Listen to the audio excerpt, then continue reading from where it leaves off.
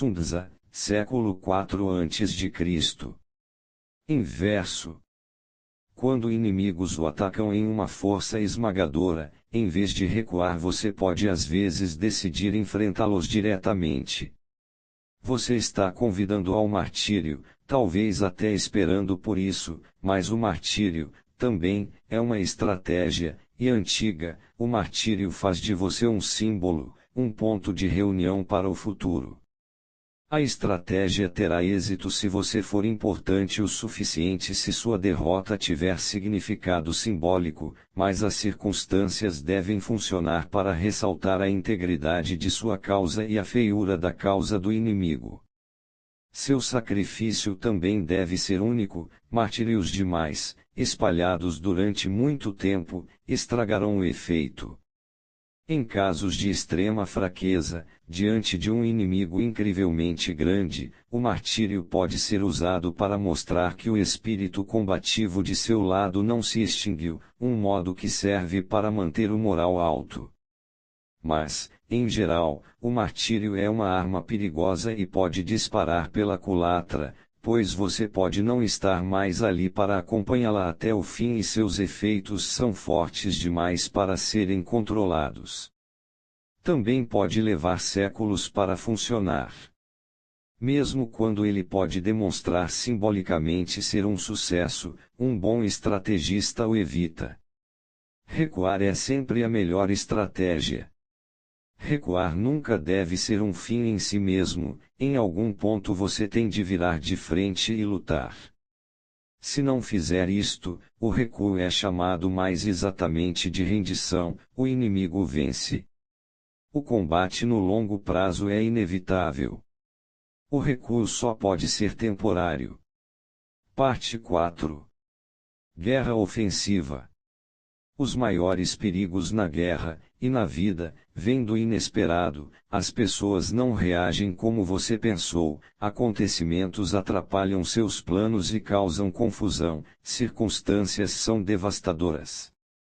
Na estratégia, esta discrepância entre o que você quer que aconteça e o que acontece chama-se atrito.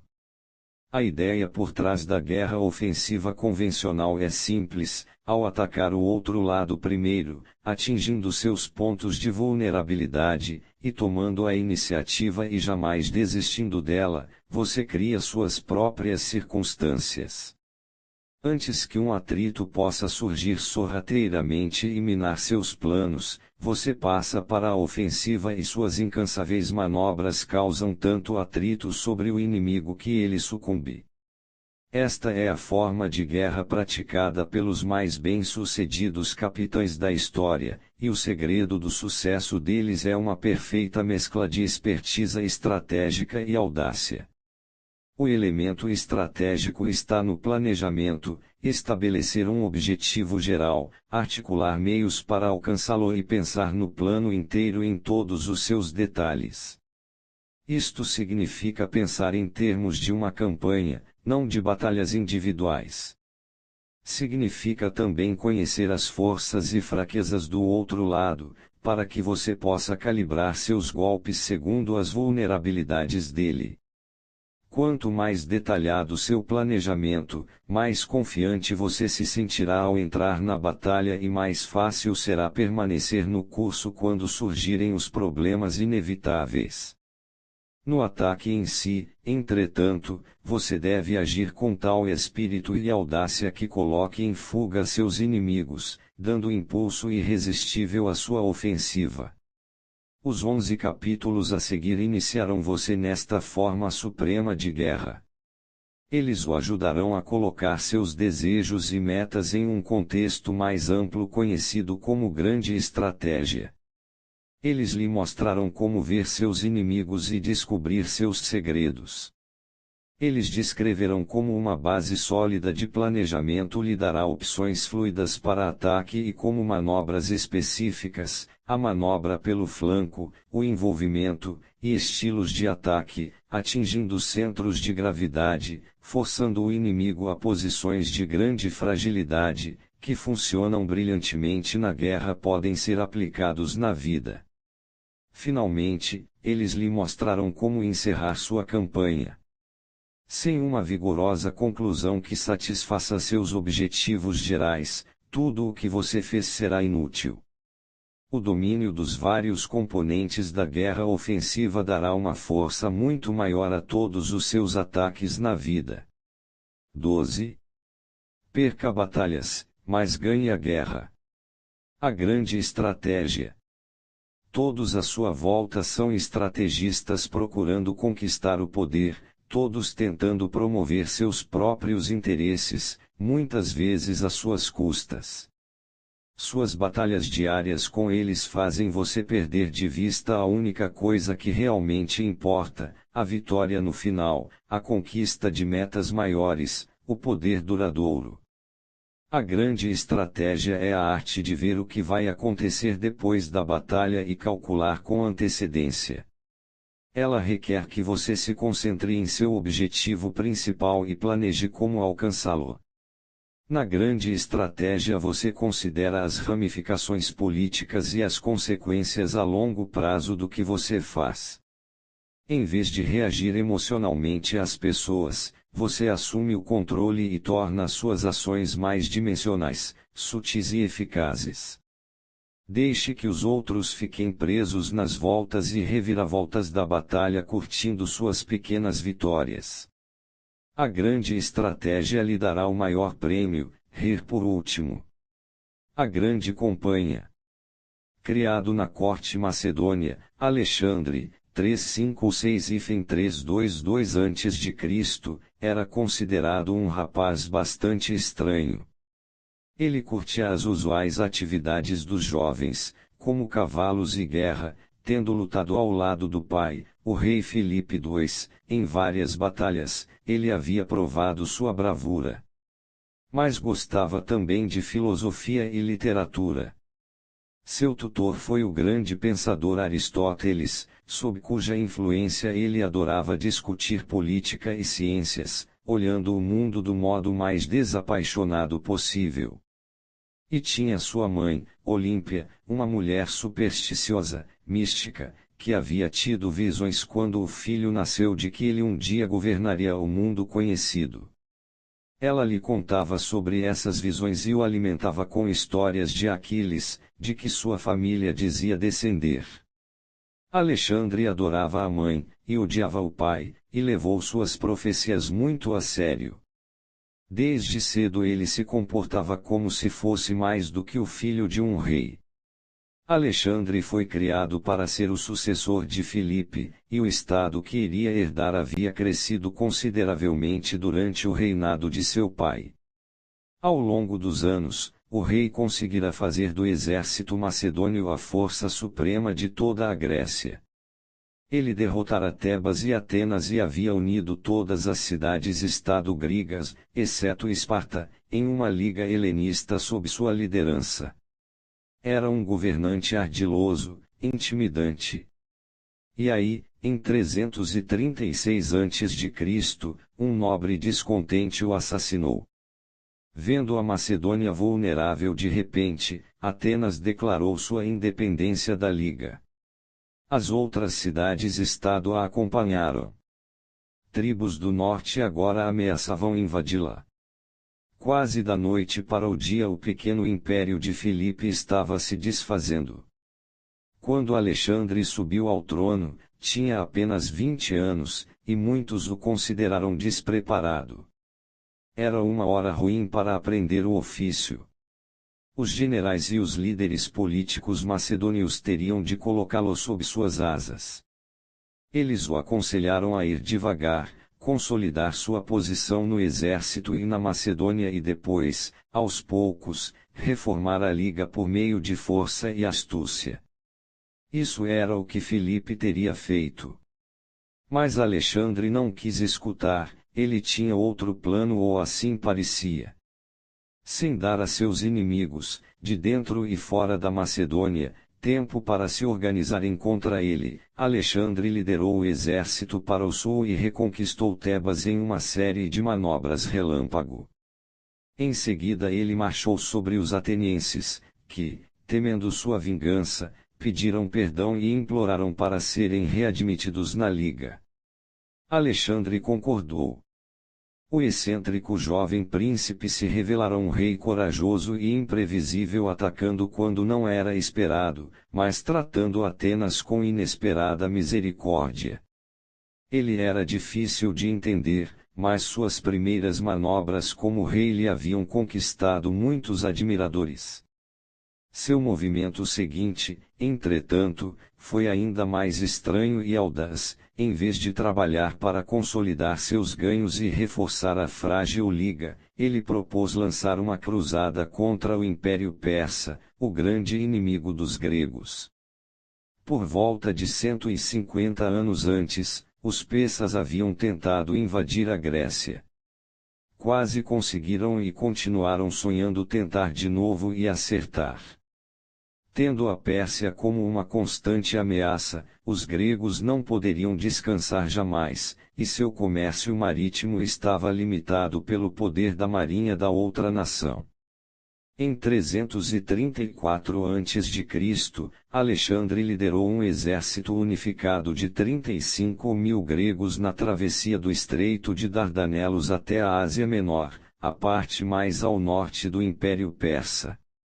Em seu primeiro encontro com o inimigo, na Batalha de Granicus, os gregos expulsaram os persas. Os generais de Alexandre só podiam admirar sua ousadia. Ele parecia prestes a conquistar a Pérsia, realizando a profecia da mãe em tempo recorde. Ele conseguiu porque foi rápido e tomou a iniciativa.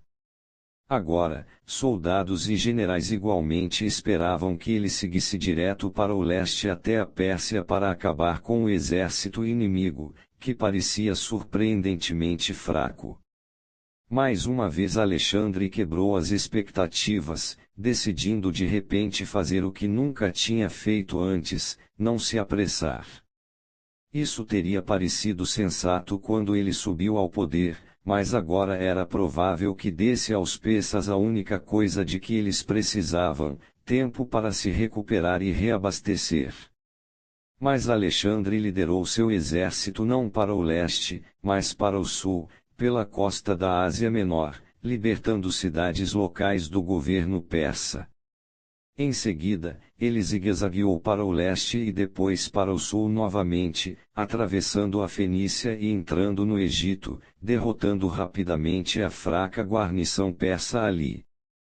Os egípcios odiavam seus governantes persas e receberam Alexandre como seu libertador.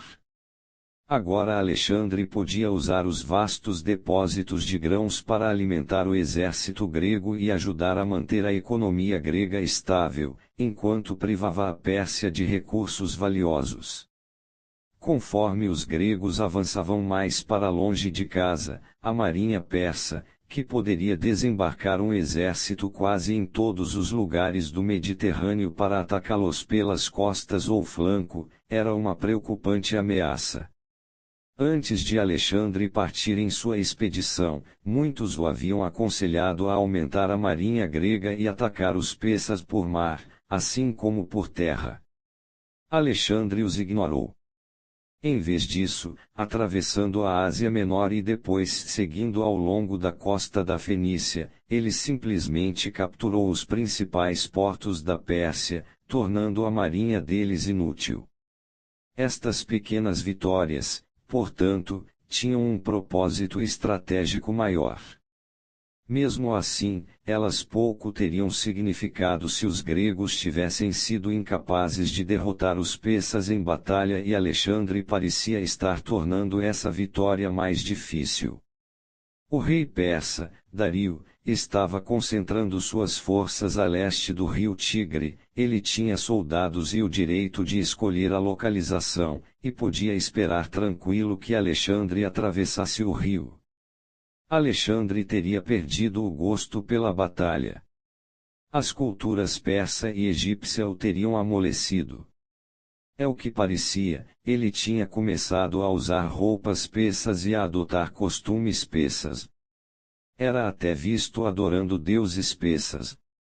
quando o exército persa recuou a leste do rio Tigre, grandes áreas do Império Persa tinham caído sob controle dos gregos. Agora Alexandre passava uma boa parte de seu tempo ocupado não com guerras, mas com política, tentando ver como governar melhor estas regiões. Ele decidiu se basear no sistema persa já existente, mantendo os mesmos títulos para funções na burocracia governamental, coletando o mesmo tributo que Dario havia recolhido. Ele só mudou os aspectos severos, pouco populares do governo persa.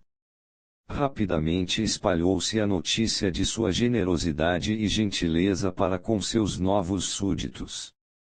Uma cidade após outra foram se rendendo aos gregos sem lutar, felizes demais por estarem fazendo parte do crescente império de Alexandre, que transcendia Grécia e Pérsia. Ele era o fator unificador, o Deus benevolente que tudo via. Finalmente, em 331 a.C., Alexandre marchou sobre a principal força persa em Arbila. O que seus generais não tinham entendido era que, privados de sua marinha, de suas ricas terras no Egito, e do apoio e tributo de quase todos os seus súditos, o Império Persa já tinha ruído. A vitória de Alexandre em Arbila só confirmou militarmente o que ele já havia conseguido meses antes, agora ele era o governante do Império Persa outrora poderoso. Realizando a profecia de sua mãe, ele controlava quase todo o mundo conhecido. Interpretação: as manobras de Alexandre, o Grande, desnorteavam sua equipe, elas pareciam não ter nenhuma lógica, nenhuma coerência. Só mais tarde puderam os gregos olhar para trás e ver realmente sua magnífica façanha.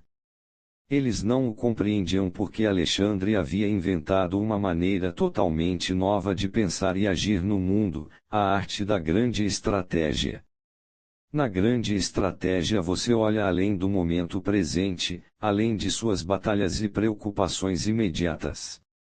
Você se concentra, de preferência, no que você quer obter no final. Controlando a tentação de reagir aos incidentes quando eles ocorrem, você determina cada uma de suas ações segundo seus verdadeiros objetivos. Você pensa não em termos de batalhas individuais, mas de uma campanha. Alexandre devia seu novo estilo de estratégia à sua mãe e a Aristóteles. A mãe havia lhe dado uma noção de destino e de meta, governar o mundo conhecido.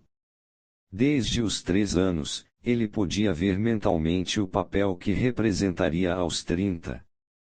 Com Aristóteles, ele aprendeu o poder de controlar suas emoções, ver as coisas desapaixonadamente, pensar antes nas consequências de seus atos. 3 Os zigue-zagues das manobras de Alexandre e você verá sua consistência de grande estratégia. Suas ações rápidas, primeiro contra Tebas, depois contra a Pérsia, funcionaram psicologicamente com seus soldados e seus críticos. Nada tranquiliza um exército mais rápido do que a batalha. A súbita cruzada de Alexandre contra os odiados persas foi perfeita para unir os gregos. Uma vez na Pérsia, entretanto, velocidade era a tática errada. Se Alexandre tivesse avançado, teria-se visto controlando muitas terras rápido demais, correndo, ele teria esgotado seus recursos e, no vácuo de poder resultante, inimigos teriam brotado por toda a parte. Melhor ir devagar, construir a partir do que estava ali, conquistar corações e mentes. Em vez de desperdiçar dinheiro construindo uma marinha, melhor simplesmente inutilizar a marinha persa. Para custear o tipo de campanha prolongada que traria o sucesso a longo prazo, primeiro apoderar-se das ricas terras do Egito. Nenhuma das ações de Alexandre era desperdiçada. Aqueles que viam seus planos darem frutos, como eles mesmos tinham sido incapazes de prever, pensavam que ele era uma espécie de Deus e certamente seu controle sobre acontecimentos em um futuro distante parecia mais divino do que humano. Para se tornar um grande estrategista na vida, você precisa seguir o caminho de Alexandre. Primeiro, esclareça sua vida, decifre seu próprio enigma pessoal determinando o que você está destinado a realizar, a direção para onde suas habilidades e talentos parecem estar empurrando você. Visualize a si mesmo cumprindo seu destino em gloriosos detalhes. Como Aristóteles aconselhou, esta ação me fará avançar para minha meta, esta outra não me levará a lugar algum. Guiado por estes padrões, você não vai perder o rumo.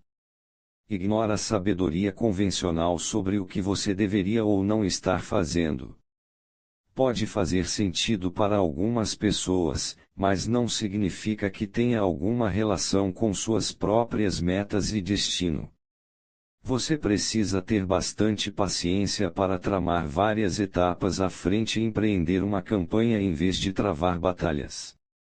O caminho para sua meta talvez seja indireto, suas ações podem ser estranhas para as outras pessoas, mas é melhor assim, quanto menos elas compreenderem você, mais fáceis elas serão de enganar, manipular e seduzir.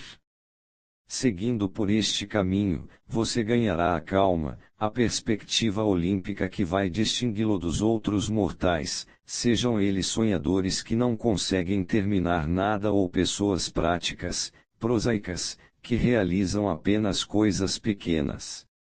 O que particularmente admiro em Alexandre é, não tanto suas campanhas, mas seu senso político. Ele possuía a arte de conquistar o afeto das pessoas. Napoleão Bonaparte, de 1769 a 1821. Guerra total. Em 1967, os líderes do esforço de guerra americano no Vietnã pensavam estar finalmente fazendo progresso.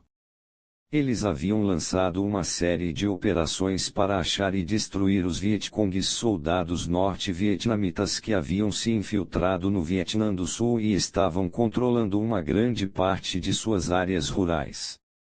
Estes guerrilheiros eram ariscos, mas os americanos haviam lhes causado grandes perdas nas poucas batalhas em que haviam conseguido forçá-los a entrar naquele ano.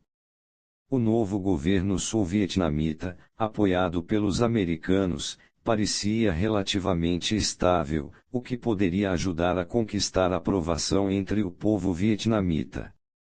Ao norte, bombardeios haviam derrubado muitos campos de aviação norte-vietnamitas e danificado seriamente sua força aérea.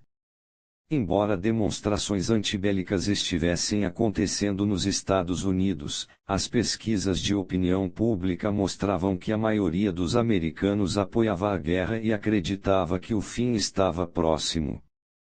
Visto que os Vietcongues e o exército norte-vietnamita haviam se mostrado bastante ineficazes em batalha frente a frente contra o vigor do poder de fogo e da tecnologia americana, a estratégia era atraí-los de algum modo para um grande confronto.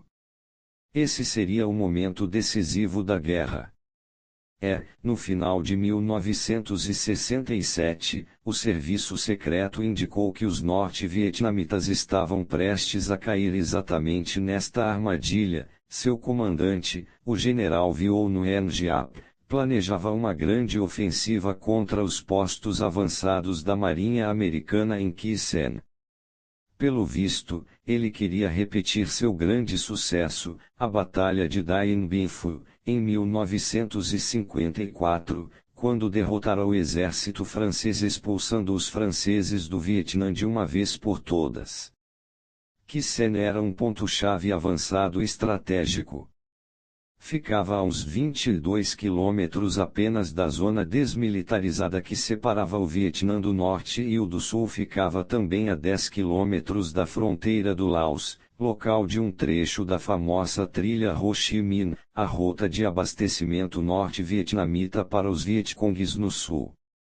O general William C. Westmoreland, o comandante-geral americano, estava usando Kissel para monitorar as atividades inimigas ao norte e a oeste. Dien Bien Phu havia representado um papel semelhante para os franceses. E Giap tinha sido capaz de isolar o local e destruí-lo. Westmoreland não ia permitir que Giap repetisse a façanha. Ele construiu pistas de pouso bem protegidas ao redor de Kissel, garantindo o pleno uso de seus helicópteros e o controle aéreo. Convocou números substanciais de tropas do sul para a área de Kissel, caso precisasse delas. Pediu também mais 6.000 fuzileiros navais para reforçar o ponto avançado. Mas um grande ataque a Kissel não era nada que ele quisesse desencorajar. Em uma batalha frontal, o inimigo finalmente se exporia a uma séria derrota. Nas primeiras semanas de 1968, todos os olhos se voltaram para Kissel. A Casa Branca e a mídia americana tinham certeza de que a batalha que decidiria a guerra ia começar. Finalmente, ao alvorecer do dia 21 de janeiro de 1968, o exército norte-vietnamita desfechou um violento ataque. À medida que ambos os lados se entrincheiravam, a batalha virou um cerco. Logo depois que o confronto teve início, os vietnamitas estavam para comemorar o seu Ano Novo Lunar, o feriado chamado Tet. Era um período de festas, e em tempos de guerra era também um momento tradicional para se declarar trégua. Este ano não foi diferente, ambos os lados concordaram em suspender a luta durante o Tet. Mas no dia 31 de janeiro de manhã cedo, o primeiro dia do Ano Novo, começaram a chegar relatórios de todo o Vietnã do Sul, praticamente todas as principais cidades e vilas, assim como as bases americanas mais importantes, estavam sendo atacadas pelos Vietcongues. Um general do exército, acompanhando o padrão de ataque em um mapa, disse que parecia uma máquina de fliperama, acendendo a cada ataque de surpresa. Partes da própria Saigon haviam sido devastadas por soldados inimigos, alguns deles tinham conseguido explodir um muro e entrar na Embaixada dos Estados Unidos, o próprio símbolo da presença americana no Vietnã. Os fuzileiros navais recuperaram o controle da embaixada em uma luta sangrenta, que foi vista amplamente pela televisão nos Estados Unidos. Os Vietcongues também atacaram a estação de rádio da cidade, o Palácio Presidencial e o próprio recinto onde se encontrava alojado Westmoreland na base aérea de Tan Son Nhut. A cidade rapidamente desceu para a luta e o caos nas ruas. Fora de Saigon, cidades da província também foram sitiadas. Mais importante foi a captura pelos norte-vietnamitas de Rio, a antiga capital vietnamita reverenciada pelos budistas. Os insurgentes conseguiram assumir o controle de toda a cidade, praticamente. Enquanto isso, os ataques a Kissel continuavam em ondas. Era difícil para Westmoreland dizer qual era o alvo principal, as batalhas ao sul eram simplesmente um meio de afastar as forças de Kissel ou seria o contrário. Em poucas semanas, em todas as partes do Vietnã do Sul, os americanos prevaleceram, reassumindo o controle de Saigon e garantindo suas bases aéreas. Os cercos a Rio e Kissel duraram mais tempo, mas a artilharia e os bombardeios aéreos maciços acabaram condenando os insurgentes, assim como nivelando todas as seções de Rio. Depois de terminada aquela que mais tarde ficou conhecida como Ofensiva Tet, Westmoreland a comparou à Batalha das Ardenas, quase no final da Segunda Guerra Mundial. Ali os alemães tinham conseguido surpreender os aliados confundindo uma ousada incursão no leste da França. Nos primeiros dias eles haviam avançado rapidamente, criando pânico, mas assim que os aliados se recuperaram, conseguiram empurrar os alemães de volta e no final ficou evidente que a batalha era o dobre de finados militar dos alemães, seu último tiro.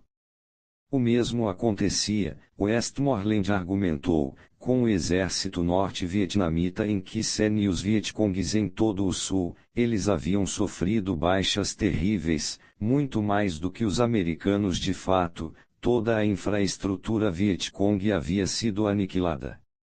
Eles jamais se recuperariam, finalmente o inimigo se revelara e fora seriamente derrotado. Os americanos pensaram que Tet tinha sido um desastre tático para o norte.